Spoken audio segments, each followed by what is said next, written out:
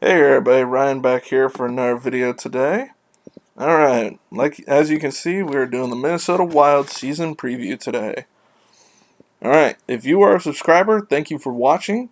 If you're not a subscriber, make sure to hit that subscribe button and hit that notification bell so you get notified when I drop a new video. Alright, so after plugging that in, let's get on to the Minnesota Wild season preview. Alright, they added Cam Talbot on a 3-year, $3.666667 million contract per season. They added Joseph Cramarosa, who's most likely going to be on taxi squad and plug in for injuries. 1 year, $700,000. Dakota Mermis, 1 year, $700,000. Ian McCoshen, I believe I say it, 1 year, $700,000. Andrew Hammond, or the Hamburglar as he was known when he was playing with Ottawa, when he seemed like he was going to be an amazingly great goalie, and it's just really tapered off ever since. 1 year, $700,000. They added Nick Bonino via trade. I don't know what it is about Bonino, but he always finds a way to get onto really good teams, so maybe Minnesota's going to be better than what I think at the end of the video, so good luck to Minnesota this year, by the way. Marcus Johansen they added via trade, and Nick Bustad they added via trade. Alright, now who they lost. They lost their captain, Mikko Koivu, who signed with Columbus. It wasn't surprising. I think everybody knew that they weren't going to re-sign him, that he was going to go somewhere new. I did not expect Columbus, to be honest with you. That was honestly the most surprising thing of that, but he is with Columbus now. They lost Sam Annis, or I'm not going to try and say it another way there. Sorry, I thought about that. To St. Louis. Alex Galchenyuk to Ottawa. He actually looked like he was doing better with Minnesota than he was with Arizona. Or where did they get him from? Pittsburgh. I'm sorry, Pittsburgh. It's like, I don't know how you don't succeed playing with Crosby or Malkin, but both were injured quite a bit this year. They traded him to Minnesota, and actually he looked fairly strong when he was with Minnesota. So I was kind of surprised they didn't keep him, but Bill Guerin wants to rebuild this team, basically, or retool, I should say. I was surprised they traded Luke Kunin to Nashville, but he was RFA, and I think, like I said, Guerin just wanted to retool the team to what he liked. JT Brown is a free agent. They traded Devin Dubnyk and Ryan Donato to San Jose in separate trades. I don't know why they didn't make that just one trade. They were released at the same exact time. It's like, just say it's one trade. But they made them two separate for some weird reason. Kind of like when they traded Brent Burns over, and they made another deal as well. I forget. But they made like two trades in Minnesota in the same day, basically released at the same time. It didn't make sense, but it is what it is. They traded Eric Stahl to Buffalo as well, which I think that one hurts probably the most. I mean, Ryan Donato, a good young player. I'm not sure how much better he's going to get, but we'll see when we get to San Jose. Alright, they re-signed Capo Kakanen, one of their top prospects. 2 years, $725,000. Jordan Greenway, 2 year, $2.1 million. Looking like a solid third line forward, and definitely a grinder, that's for sure. I don't know how much more he'll provide offensively than he already has, but he's still young. He could still provide more. And he may get second line duty this year, honestly, at the rate they let people go. They re-signed Mark Bartowski, 1 year, $700,000. Kyle Rao, 1 year, $700,000. Nico Sturm, 2 years, $725,000. Carson Soucy, 3 year, $2.75 million. And Jonas Brodin, 7 year, $4.16667 million per. Alright, their cap space, they actually have a lot of cap space with all they've let go. So, $2.7 million in cap space. I mean, not a great amount, but it's solid enough. They could add like a depth defender or forward that they probably need. 78.8 million basically in cap hits. All right. So, and I know last year they were very close to trading Zach Parise and keeping like half of his contract. So we'll see if that comes to fruition this season, because I'm sure they want to get out from underneath at least that contract. Ryan Suter's is at least more worthwhile, where Parise has just not provided what they had hoped. Alright, you got let's see. UFAs after this year, Marcus Johansen. I don't see them bringing him back after this year. Same with Nick Bonino. Marcus Foligno, I think they may re-sign him because he was a solid third, fourth liner for him last year. I remember in the play-in round, the line of Foligno, Greenway, and Cunnin were just annoying the heck out of of the team they were playing. I forget who they played, but they were annoying the hell out of them, and it was hilarious to watch. Nick Bustad is a UFA. Unless he has an amazing turnaround season, he's going back. He's not going to be coming back. RFA-wise, Kevin Fiala, he may get more. It depends on how his season goes. Ryan Hartman, Joel Eriksson Ek, and Kirill Kaprizov, I'm sorry. He is their top prospect for sure. If he plays like he did in the KHL, he's going to be a solid pickup for him this year. Well, I shouldn't say pickup because it's their own. They drafted him, but he's still a solid addition to the team, new or not. Then that's it for the forwards. All right, you got defensemen. Their main core is solidified. I know they've talked about trading Matt Dumba. I honestly think that'd be a stupid thing to trade him. They'd be better off trading, I don't know, like Spurgeon or Suter. I mean, I just don't see the reason. I mean, unless they see something that we don't with that pectoral injury he had 2 years ago.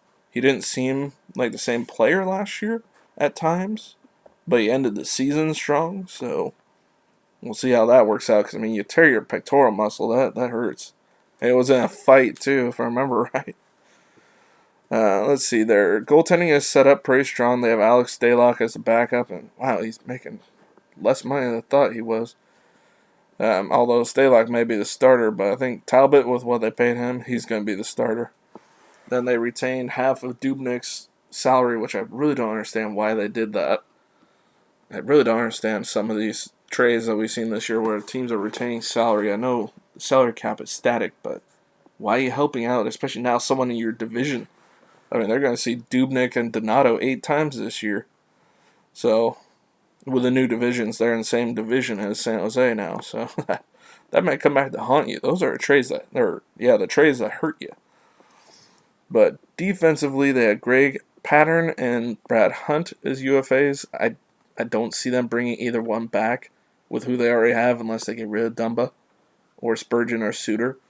But they have a solid D, solid offense. Their goaltending, from what I've seen of Talbot, it can be very suspect at times. Stalock was solid in what he did last year, but he's still not a starter. He's a good, solid backup, that's for sure.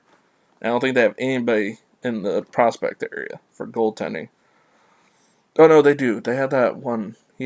I'll get to him when we get to prospects. I'll talk about him then. All right, forwards. You have Brandon. Oh God, Duhaime, something like that. Is RFA Will Byton, Mason Shaw, Dmitry Sokolov, and Luke Johnson as RFAs. And then UFAs, you got Kyle Rao, Gerald Mayhew, Gabriel Dumont, and Joseph Cramarosa as the UFAs. Defense, you got Matt Bartowski and Dakota Mermis as UFAs, Ian McCoshen and Louis Belpedio as RFAs. Then goaltending, you have Andrew Hammond. That's the goalie I was thinking of prospect-wise, Capo Kakanen. He played a few games last year, if I remember correctly. All right, their draft was pretty solid for having very few picks. They got Marco Rossi falling into their lap at number 9. People that picked him to go as high as 4th or even 3rd overall. I had heard some people say. He's probably NHL ready, so he probably will make the team this year, and we'll see how he does. I mean, his biggest knock was his size. He's like 5'9". I mean, in the league now, he could be successful. I mean, in the league 15, 20 years ago, he probably would have gotten his head taken off every shift. But, I mean, you see people like Johnny Gaudreau, who I think is even shorter than Marco Rossi. So, succeed. So, I mean, little guys can succeed in the game now. I mean, you still have to watch your head. I mean, Chara hits him. I mean, you can call it a headshot, but I mean, 6'9" hitting 5'8". That's about where honestly his elbow falls. So good luck if you meet Chara in Washington since he signed there. Number 37, they got Murat. Oh God, some of these names. Kusnudova. Kuznetsdinanov. I don't know, I'm saying that incorrectly, but the forward, the center. Number 39, Ryan O'Rourke. He was supposed to go probably late first round. Fell back to them at 39 in the second. Not going to hurt there. He's supposedly a solid stay-home defender, so probably won't play this year, but down the line. Number 65, Damon Hunt. And number 146, Pavel Novak, a forward of all three positions. So you can rotate around. And I did not switch up the draft. Wow. Okay. Let me see if I can find their draft one.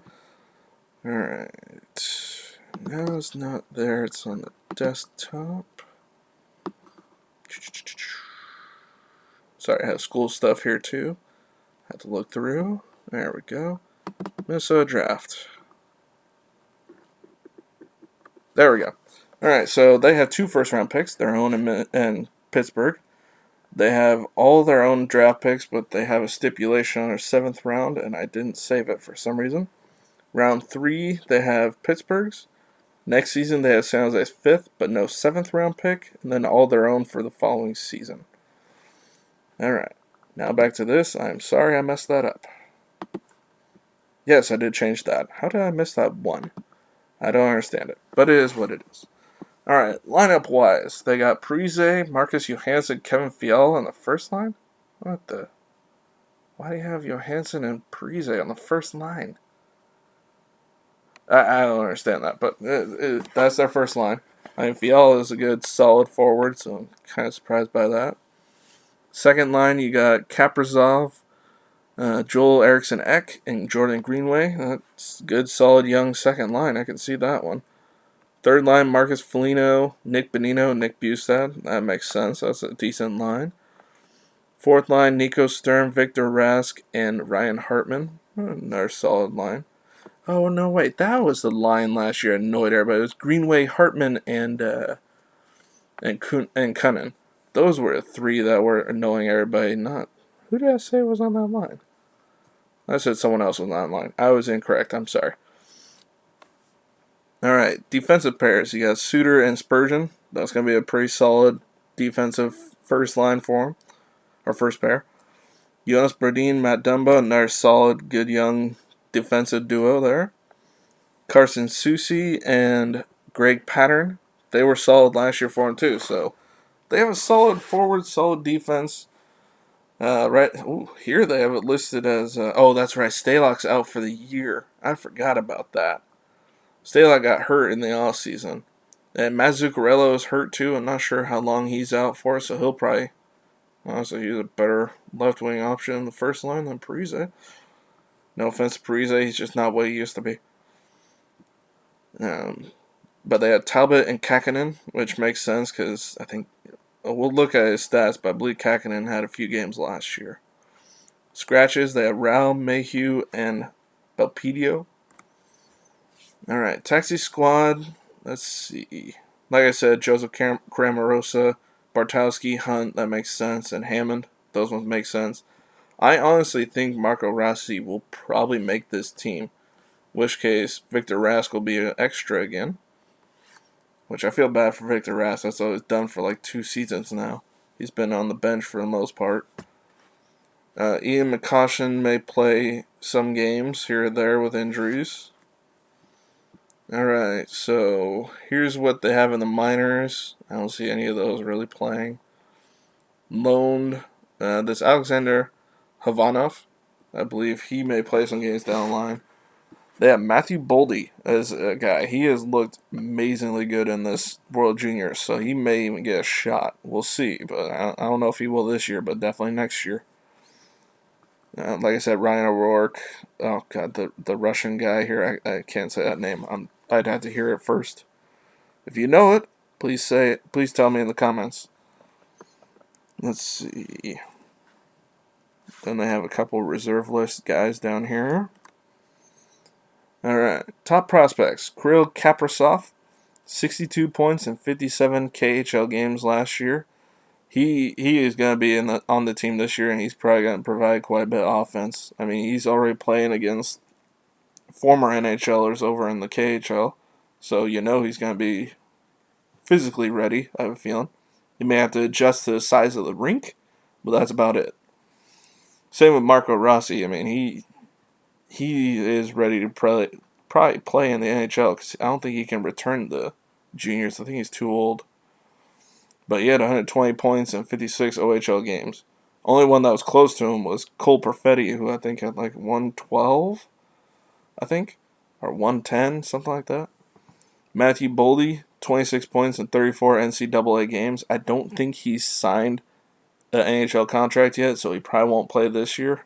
If he's doing NCAA, he has to have a contract because I don't think he's junior eligible either. Capo Kakanen, like I said, he was 3-1-1 in 5 NHL games last year, which to me, that's a good start. And 25-6-3 in 34 AHL games, that's amazingly good too. Kalen Addison, a defender, 52 points in 50 WHL games. I gotta say his name again. Kuznetsov, that's how I'm gonna say it, is a center. Alexander Havanov, a center. Adam Beckman, a winger. Ryan O'Rourke, a defender. And Marshall Warren, a defender. They're going to be middle of the pack in their division because, like I said in the previous video for LA, it's more to do with the fact they had 3 solid teams that you know are going to finish at the top.